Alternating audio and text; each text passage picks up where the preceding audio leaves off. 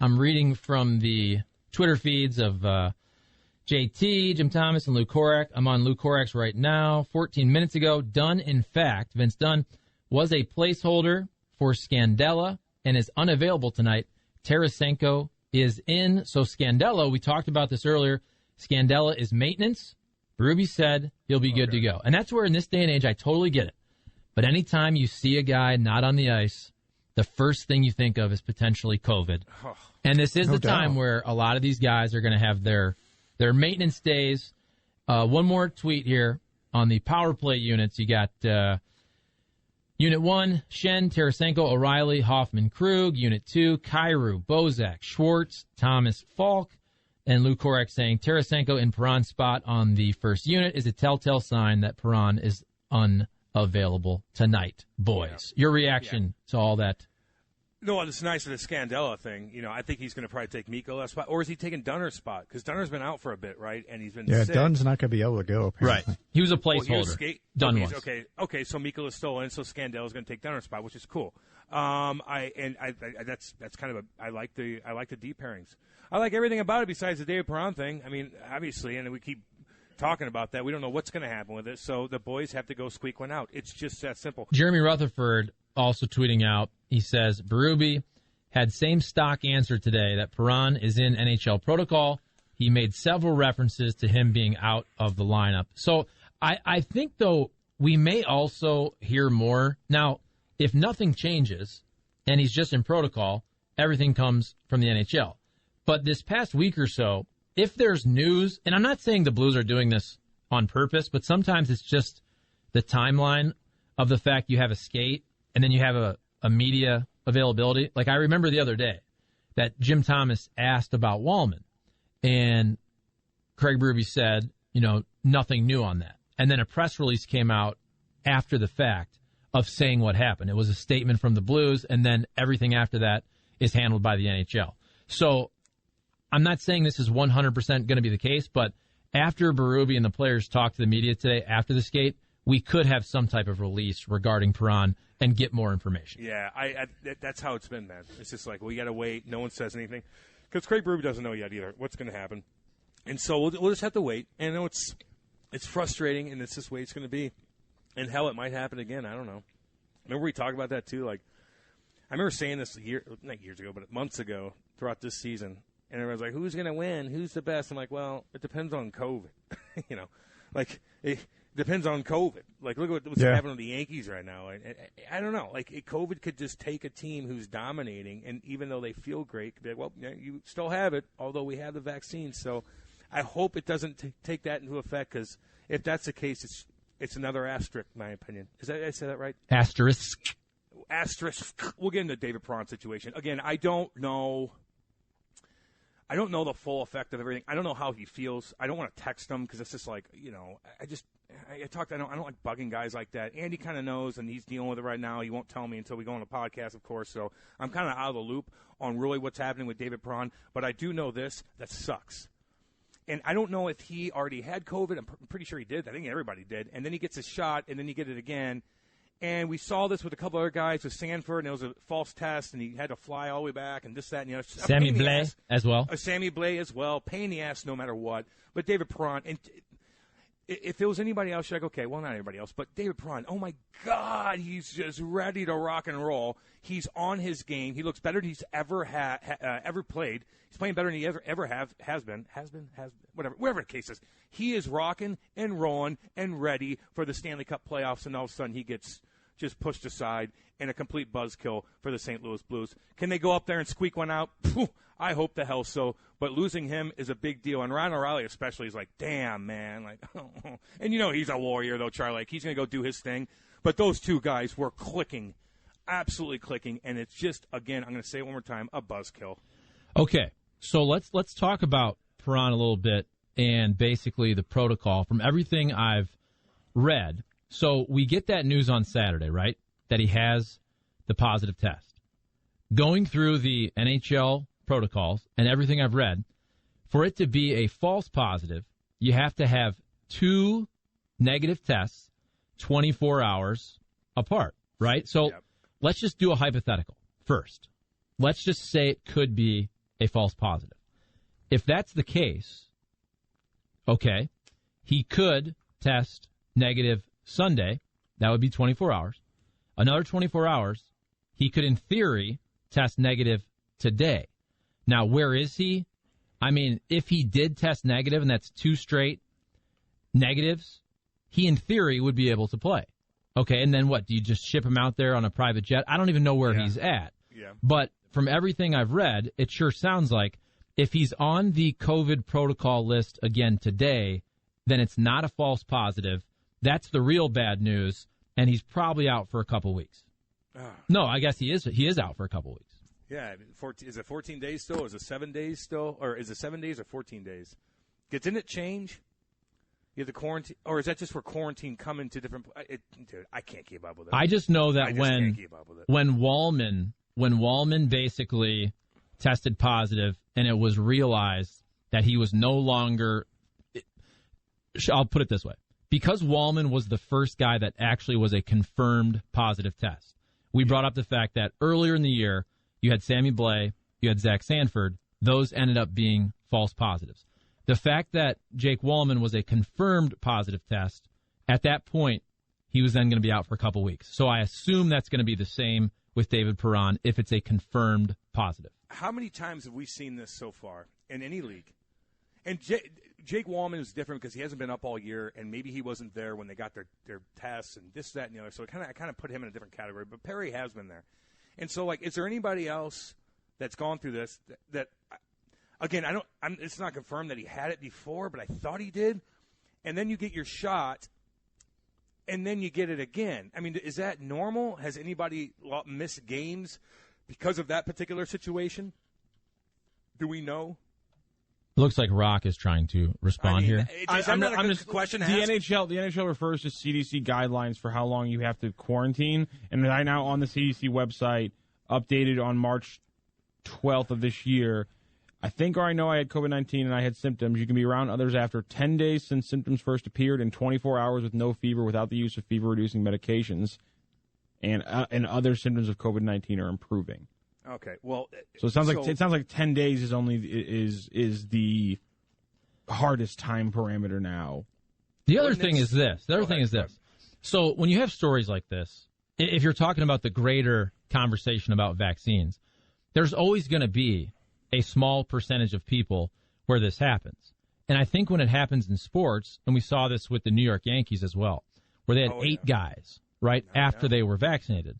And when you're talking or listening to CDC folks or reading articles about what happens, the vaccine is very good at allowing people to basically either not get COVID or really drastically alter your symptoms.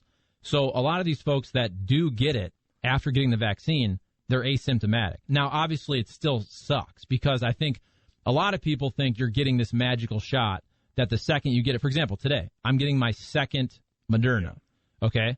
And then, in theory, so 14 days later, I'm going to be fully vaccinated according to all the rules and laws of the Moderna shot.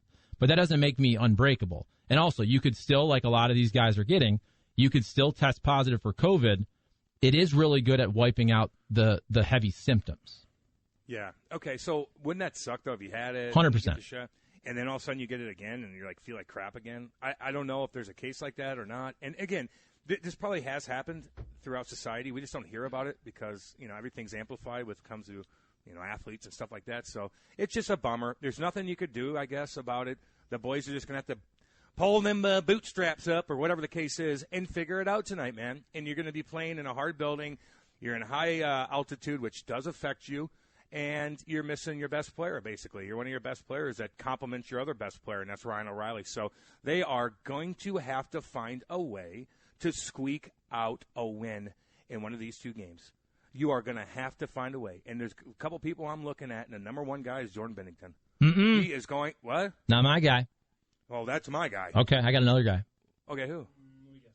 Take a guess. Mainly because of the loss now of David Perron, you're going to put it all on the man, the myth, the legend with the beard, Ryan O'Reilly. Nope. Oh, well, really? Okay. Nope. Now, why don't you go ahead? This will be a great tease. Hoffman. You talk about Binnington first, Cam, and then I'll respond. Well, I'll just tell you this. He's got to stand on his head. I mean, that's just a simple. They're going to be waves and waves and waves of pressure and shots, and McKinnon's going to do his thing, and he's going to go 100 miles an hour at 6'2", 225 pounds, and he skates like the wind, and his hands are so quick. You're going to have to get in the lane. Colton Parayko, Scandella, all the boys are going to have to get in shot lanes. You got to stay out of the damn box to help out Jordan Binnington. You got to make sure Jordan Binnington could see the puck. You get Nazem Kadri out of his way, and he's going to have to stand on his head to squeak out a win, and then we regroup back home and go from there. So, it's going to be a very, very difficult task to do with this team who's confident. They're very confident. Their goalie's confident. Their big boys are confident, although they've been banged up all year here and there. McKinnon's certainly been banged up. But, man, they're going to come at you. All the hype is behind them. They're sexy, and they are going to try to come at you and try to get 2 under your belt before they come back to St. Louis. So, my main guy is Jordan Binnington, and everybody else besides that has to do their part so Binner has his game the way he needs to have his game, and that means stay out of the damn box unless you are putting somebody on their back. I love it. And you are 100% right. 100% right. And he's the key to the series in the sense that 100%. If he plays well, the Blues absolutely can still win this series even without David Perron. Now, I'm not saying I would predict that now because let's be real. Losing David Perron is a freaking massive blow to this team. It really is. I mean, I was looking at the betting odds tonight, and Colorado's minus 300. Whoa. And I think even before this series, Colorado was a really, really heavy favorite, more than I even thought they should be. That was when Perron was in there. The guy I'm looking at is somebody we know. We've seen it before. He's streaky, but he can go off. He did it a couple years ago. In the first and second series when the Blues won the Cup against Winnipeg and also against Dallas. And now he's going to be on that top line, you would think, with Braden Shen and Ryan O'Reilly, where Ryan O'Reilly makes everybody better. He makes everybody's stats look better. And I'm looking at a guy who got a little warm. I don't want to say he was hot, but got a little warmer as the season progressed.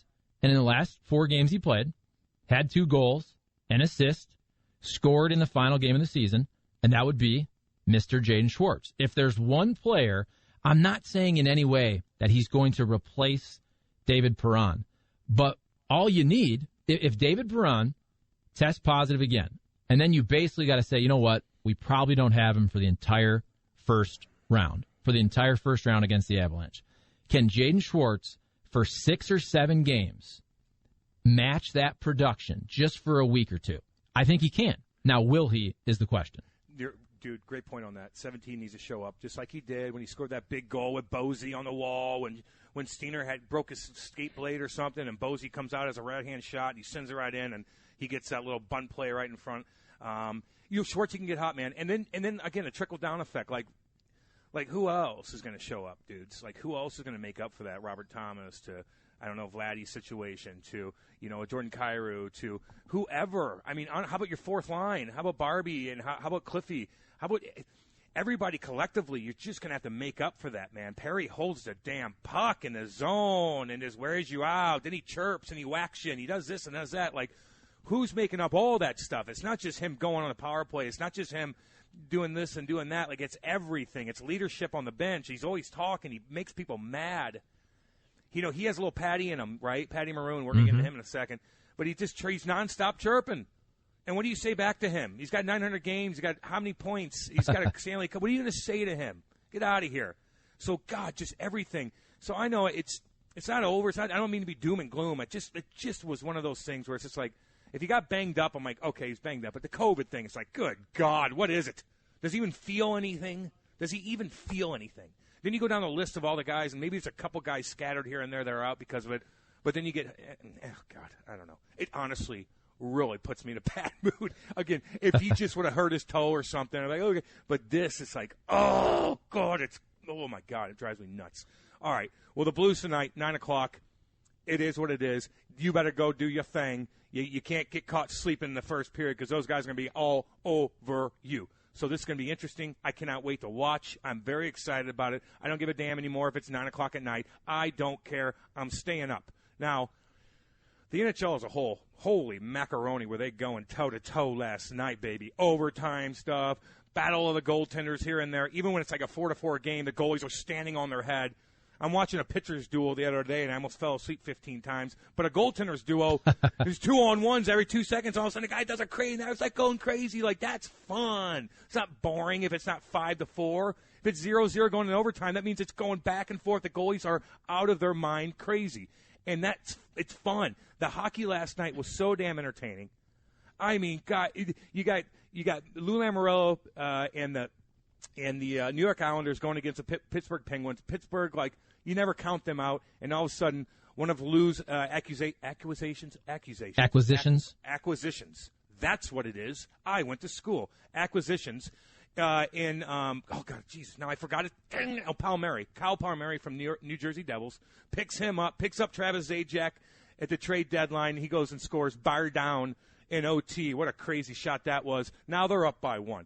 You get a couple other games last night. Vegas Golden Knights, Charlie, I don't know if you watched them, go toe-to-toe with Minnesota. What a game that was. I mean, Minnesota, man, they weren't backing down, dude. You know, Reaver's trying to do his thing. Vegas wants to bully you a little bit, but Minnesota stood toe-to-toe. Both goalies played great, although they let in some goals, and it just was nonstop action last night. Guys are just killing each other. It is great. It is so fun to watch. And, of course, the crazy Florida-Tampa series that, I mean, some of these hits, Charlie, I love it so much when the hockey games, it's so intense where the guys are kind of out of control a little bit. You know? And they're going from one side of the rink and just smoking a guy. And you're like, oh, my God. And they get a penalty, and you're like, and they hate each other. The look in their eye, they hate each other. The fans in the stands, Charlie, I know I'm rambling. Sorry, I'll stop it. The fans, just seeing the emotion on fans, seeing some of the, some of the signs. I'm not going to get into one that I saw that's on Twitter about Patty. Maybe it was kind of goofy, but like it's there and it's fun to watch. Charlie, sorry for the ramble. That's not a ramble, buddy.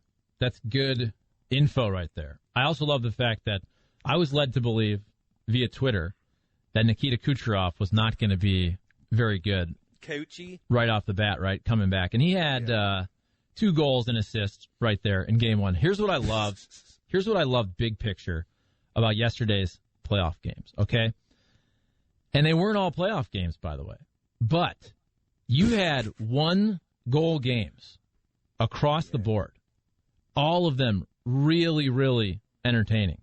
And I'm not a person that gambles on hockey, but I love the fact that you then had this weird, crazy, it's almost like the Hawaii game on Saturday nights when it's the last game to gamble on. After these amazing playoff games, you have the Vancouver Canucks still playing in a regular season game at night, where if you're into it and you have the intensity of playoff hockey and you've been gambling all day, why not throw one more on a regular season game that's just weirdly there on a Sunday night amidst playoff hocky? But that's 2021, that's COVID, and you got to love it. How funny is that, dude? First of all, the Kucherov thing, it was funny. There's some memes going out there. What's that movie called in the 70s? Willy Wonka and the Chocolate Factory, right? Remember when Gene Wilder, who was, yes, sir. It was like one of the best performances ever as whatever his name is. And you remember he comes out and he's limping, and he's like, and everybody's like, what's wrong with him? And all of a sudden he does like a cartwheel, like, I'm good. People are like, that was a meme of Coochie, who was like, I'm hurt still. No, I'm not. I'm going out there and dominating. I'm good. I just did my cartwheel, just like Gene Wilder. Terrible analogy, but I don't really care. Fun stuff. A couple other things, too. This whole goalie interference thing, dude, do you see that, the call? I mean, they just don't know what the hell to do with this goalie interference crap. And it's going to be an issue, not just in the game last night, but it's going to be an issue throughout the playoffs. You know, every sport has their issues. Well, this is kind of one of them when it comes to hockey. The goaltender interference. What is interference? Did you see that crap last night? Dude, that is a goal, in my opinion. You're not going to count that as a goal? If it's 50-50, you count it a goal, in my opinion, dude. You don't take goals away when it's like, I don't know, maybe there's something. No, if you're maybe something, you count it a goal. They counted that out last night. I don't know what, they didn't even touch the guy. I don't understand it. Weird things like that. People aren't complaining. It's not the last thing that's going to happen. But, you know, again, the NHL has a bunch of little issues, and that is certainly one of them, the goaltender interference. No one knows what's what. That's what really stinks, though, and that's where this always happens with football, where you don't know what a catch is. Literally nobody watching knows what a catch is, and the process of the catch and taking steps and all that, where people are watching it, and you're like, I don't even know if that's a catch. That used to be a catch 20 years ago, but we know it's all crazy now, and it's really hard to interpret the rules. When I'm looking at that play last night, it looks so ticky-tacky that I'm with you that unless it's egregious, and, okay, if you go about the absolute letter of the law, but, man, it's such a little just love tap, and it didn't seem to have any impact whatsoever. And the goalie's on the right on the line of the crease, and no one's getting in his way. They're in their zone. That's their space too. What are you telling people? Don't go to the net now. You can't even. They can't. You can't even. They barely touch him. The goalie's way out. Get away from me. Yeah, I don't know, man. They gotta. It's gotta somehow, some way be more black and white than what it is, and it's certainly not. It's certainly not. And especially in an intense playoff game like that, you call off a goal. No, those goals are supposed to count unless it's egregious, and that certainly wasn't. So they're going to have this, again, mark my words, it's not the last time that's going to happen. But in the end, wow, in your face, and not to mention the icing on the cake throughout the weekend. What do you think it is? No. I'm going to give you both of you guys this. For the NHL as a whole, in my opinion, puts a smile on my face and a lot of other guys too, mostly ex-players. What do you think the icing on the cake with the NHL over the weekend was? Go ahead, Charlie. You go first. Well, are you saying something that we haven't talked about already? No, just something that just kind of happened when everybody's watching the first game, and half the crowd's like, yeah, and then half the crowd's like, oh, that's how you do it. So Bruins Capitals. Yep. And what specifically? I'll just say, because it's too confusing. I didn't set this up great at all. Sorry, Charlie. It's Tom Wilson getting the first goal of the playoffs here, right? It's Tom Wilson, okay? It's just he's Satan, and half the people, especially with the riders and all, they want him out of the game, and then the ex-players love him for the most part. And you know how it is. Just like in anything we do now, it's half and half. And then he goes out there, makes a sick play to Osh, just because he took advantage of a guy with no stick, and then Osh gives it right back to him. He goes, bar down, 1T, sit down, and Ovi goes out and murders somebody. Oshie gets the OT winner, which really went off somebody else, but Tom Wilson set him up for a 1T, too. Get on with yourself. Get him off! And then he goes out there and goes bar down. I love it. What a fun series that's going to be. But here's the thing. We always talk about this with the NHL playoffs. And I don't care if you're a hockey nut or if you're a casual hockey fan or if you're just a sports fan, but there is no sport, in my opinion, like the NHL where the intensity ratchets up and the play is so much better. I'm not even trying to say it's not good in the regular season, but you can see and feel the intensity and the difference in the playoffs and the way these guys just raise their compete level. And then look at the games. You start with that first game. Cam, all weekend long, and I won't bring up all of the Vancouver games, but Saturday, first game, overtime, right? First playoff game. As you said, Tom Wilson, overtime game to kick things off on a Saturday night, and then roll it into Sunday.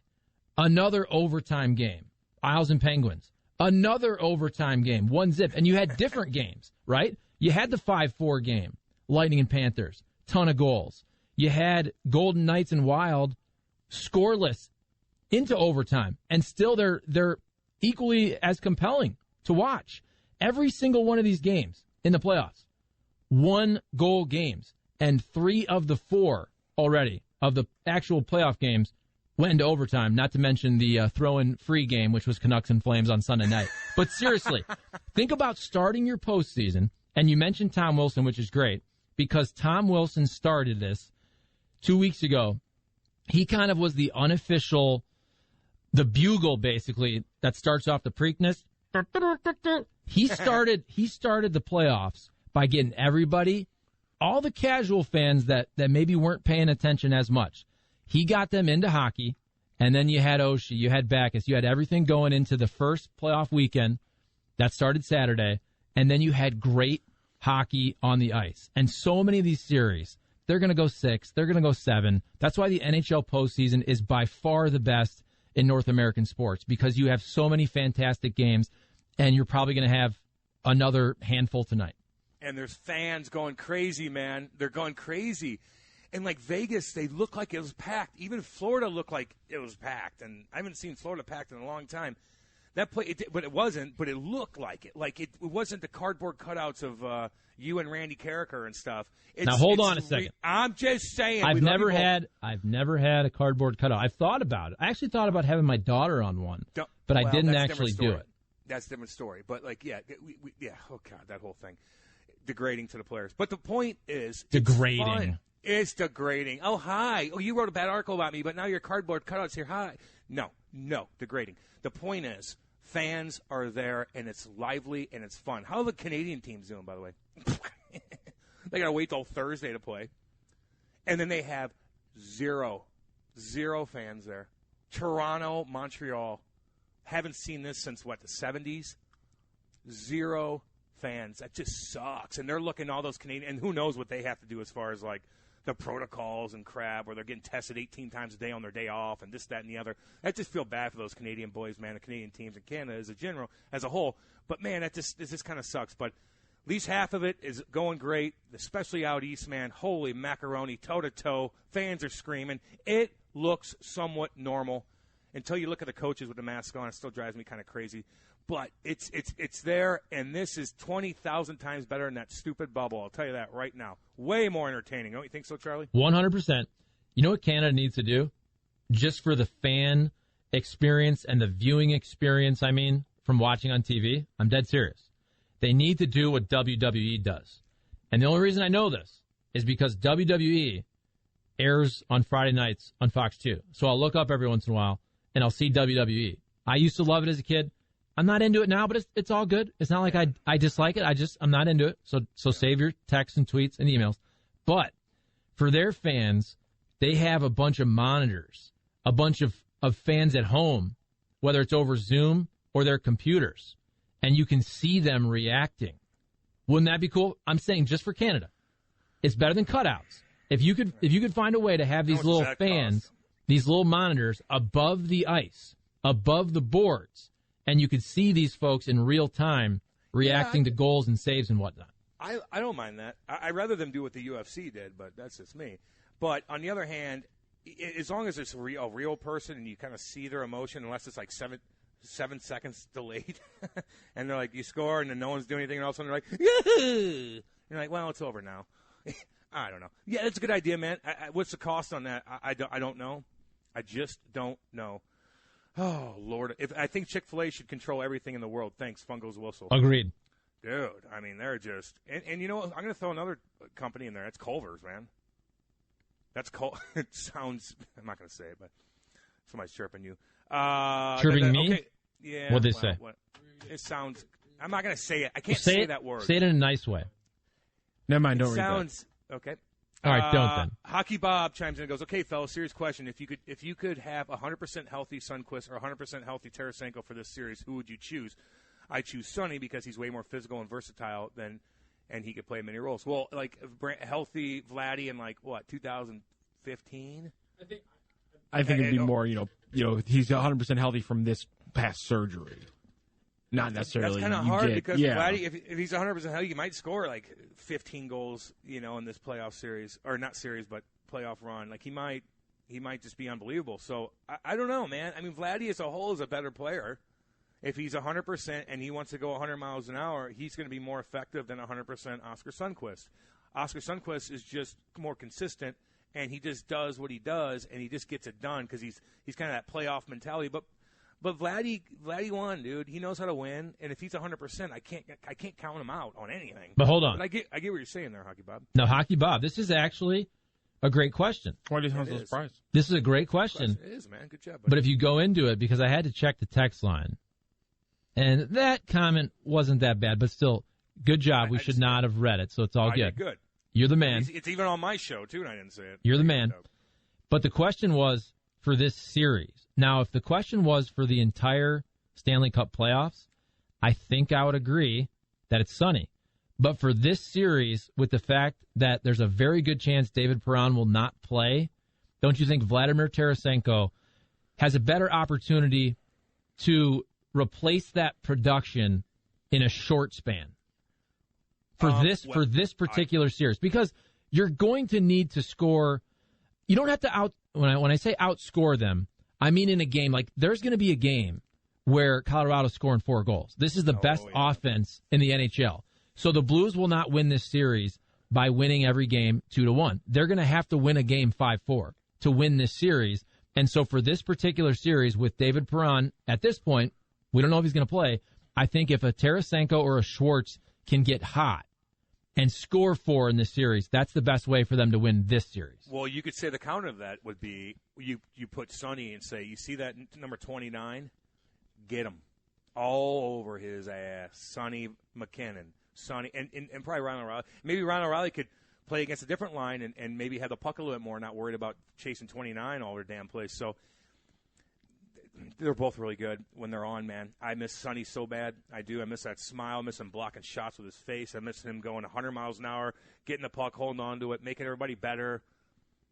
I miss – Sonny's been a better player in the last couple of years than Vladdy, so it's like, damn, now I'm thinking like maybe it'd be great to have Sonny at 100% going against all those big dogs and slowing them down, driving them crazy, drawing penalties on them because they can't get around you because you're back checking 100 miles an hour and you're getting in their lanes or you're just a pest. You're a 6'3" that could skate pest that's smart and a warrior and doesn't care about getting hurt and, doesn't even think about it. So I don't know, man. Fungo chimes in and goes, what country produces the best forwards in hockey? I don't know. Is there like a stat on that, dude? Probably Canada. Doesn't Canada produce the best of everything, all due respect? It goes back and forth. I mean, US but like all time. Yeah. I mean, U.S. is there, man. Like, U.S. hockey is gigantic. But Canada, but there's just more people here, too. So I don't know, man. That's a great question. They're both, like, up there. Cammer. Yo. I don't know if you skip past this one, but I think this is a great question. Let's all give out one takeaway. I'll start, because I can only think of one good one, and then you and then Rock. Okay, text line 314, send in your name, unnamed, 3 key takeaways that will lead to a Blues victory tonight. I will start. I think special teams, the Blues, they don't have to win it, but if they can just be even. Because you look at Colorado, power play percentage 34%. The Blues is about 21%. You can't let the Avalanche score a couple power play goals and you get nothing. So if that's even, if that's neutral, if they both get 1 power play goal or they both get 0, whatever it is, I think that probably gives the Blues the best chance to win if the power play for Colorado doesn't just go nuts. Okay, I completely agree with you. I'm going to say a couple things. Well, first, it's going to be secondary scoring. Fourth line, you got to chip in. We're not counting on you every damn day, but once in a while, we need you to chip in on something. Something needs to happen. You need to be effective. You can't just go Corsi B 50. You need to be effective. Kyle Clifford, you won 2 Stanley Cups. Go show why you did that. And you're a big part of that, man. I watched those games, dude. You're all over the place. Go be that guy. He's been skating pretty good lately. He gets in there, man. He's actually quite quick. He's quicker than Kostin, I'll tell you that right now. Still, at a later age, he seems like he skates a lot faster than Kostin. That's just what I see. So you need to get secondary scoring. Our young guys need to figure it out. Like, you're going to get hit, Jordan Kyrou. Like, you're going to get hit. Like, you got to be able to spin off guys. You know you're going to get hit every time. Can you be the player and while these guys hit you nonstop? Now, Colorado has, like, the least amount of hits in the league. I believe. Rocky, you want to look that up and second me on that bad boy. But I believe they're one of the fewest hits in the league. You got to play physical against these guys. But the bottom line is, with the secondary scoring, this, that, and the other, is Jordan Binnington. It is just the bottom line. Your goalie is everything. He could be everything. He could be the worst and ruin you, and he could be the best and win a series because of how good he is and what he does. So Jordan Binnington, no matter what, is number 1. So looking at what do you think, dude? Looking at the hits per game, from this past season, it's looking like it was. Or was it Toronto? Toronto was pretty low on the list, actually. Toronto's 4th from the bottom. Was I wrong on that? Toronto's 4th from the bottom. The Wild are the second to last team, and let's see where the Blues are. Blues are right middle of the pack. Yeah. Avalanche are middle of the pack. Okay. Vegas Golden Knights wrong. are in the bottom third. That's all we got to say. I was completely wrong. That's all you got to say. Cam, you're an idiot. Yeah, That's all you got to it's say. actually kind of surprising. The top ones appear to be Who? the Canadians, the Senators, the Islanders, the Coyotes, the Oilers. Oh, I can see the Senators. The Bruins. And you know what? Look, these guys used to piss me off so bad because that's my stat, right? The hits. I remember going out there and buckling guys, literally buckling guys with hits. And I look at the stat sheet and I got one. I'm like, where is this guy? Where is he? I look in the stands like, who is riding the hits down? Like, seriously, I need to have a little sit down with him. Good God Almighty. Anyway, Jordan Binnington's number one. It's just that simple.